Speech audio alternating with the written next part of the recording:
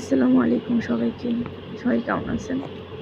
তো আমার হচ্ছে যে আইসক্রিমের প্রতি এত দুর্বলতা যে আমি এক বাটি আইসক্রিম আইনা লুকায়ে রাখছিলাম।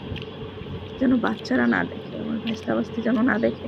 তো ওদের জন্য আলাদা করে আনছি, আইনা ওদেরটা আলাদা রাখছি। বাট আমারটা হচ্ছে যে আমি লুকায়ে রাখছিলাম। সো আমার ঠান্ডা লেগে গেছে অলরেডি। আমি পুরো এক বাটি আইসক্রিম খেয়ে নিছি।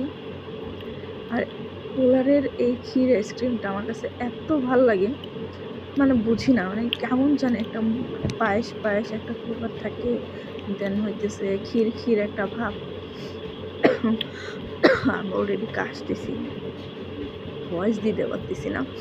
তো আমি জানি না আর কার কার কাছে এত ভালো লাগে, বাট আমার কাছে অনেক বেশি ভালো লাগে, বিশেষ করে কিশমিশটা, মানে কিশমিশ দিয়ে দেন হচ্ছে এই বাদামগুলা দিয়ে আইসক্রিমটা খাইতে জাস্ট অসাধারণ লাগতেছিল। আমার মতো কে কীরকম করে খান প্লিজ কমেন্ট করে জানাবেন। আমি তো এরকম করেই খাই, অনেক বেশি মজা। যদিও বা শেষে সাজাও আছে, এই যে আমার